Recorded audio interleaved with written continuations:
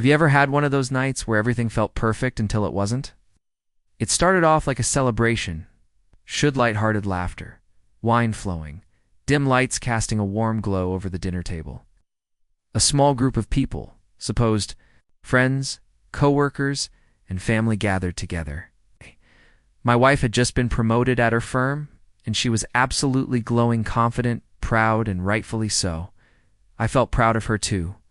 She invited her entire team, including her boss, to our home to celebrate the milestone. I didn't mind. I wanted to support her in every way.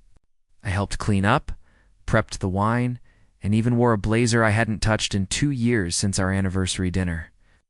I wanted everything to be perfect for her. She looked stunning that night, wearing a red dress, simple yet bold. Not the kind of thing she wore often, but when she stepped out of the bedroom, I froze for a moment, taken aback by how radiant she looked. She caught me staring and smiled. "Too much?" she asked. "No," I replied, my voice barely a whisper, just enough. Everything felt right, at least for a while. The house was filled with lively conversation, the clinking of glasses and the hum of laughter. People were happy. She was radiant. And I stayed mostly quiet, letting her bask in the spotlight she had earned.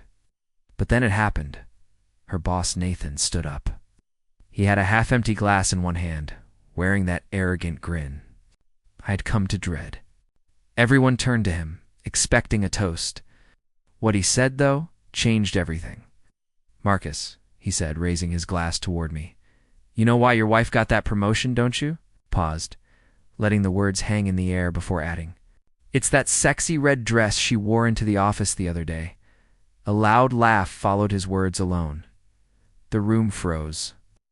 I tried to process it. Maybe it was a bad joke. Maybe he was drunk. Maybe I misheard him.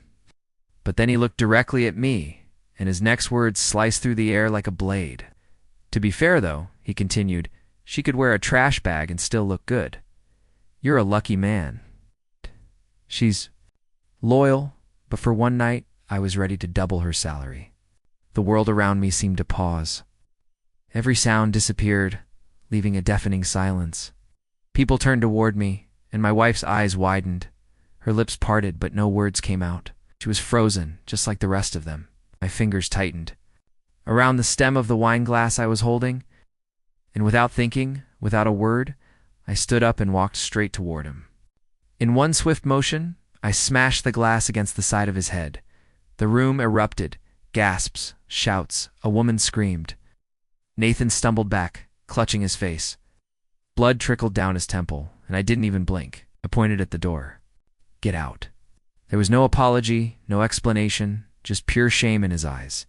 He left, his movements slow and defeated. The rest of the guests followed suit.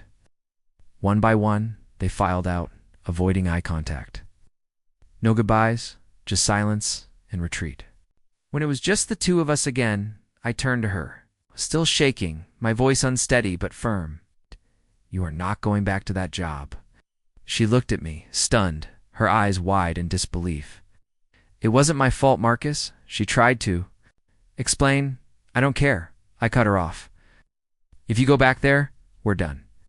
She didn't respond, and I could feel the weight of the silence between us thick and suffocating.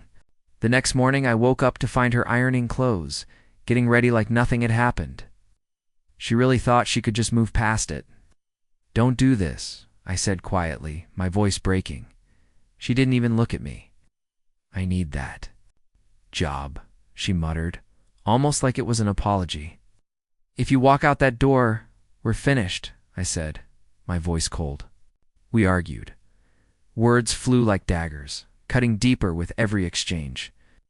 She tried to defend him, telling me he was drunk, that it wasn't that serious. That's when I realized something. Maybe she was more afraid of losing her position than losing her dignity. I left the house. I needed air, time, space to think. By the time I returned that evening, I found her sitting in silence on the couch. She looked at me with glassy eyes. "He fired me," she said, her voice hollow. Nathan, bruised ego and bandaged face, had fired her hours after the party. No explanation, no severance. just a quiet, cold dismissal. It wasn't how I wanted her to lose her job, but if I'm honest, I felt a strange sense of relief. Because now she saw what I saw, that staying in that toxic environment under Nathan's control wasn't just dangerous. It was soul-killing. It's been a few weeks since then. She's still looking for another job, and we're still figuring things out between us. But every time she opens her laptop, every time she sends out another resume, I see something in her that wasn't there before. Clarity. That night wasn't just about what Nathan said. It was about what we were both willing to accept.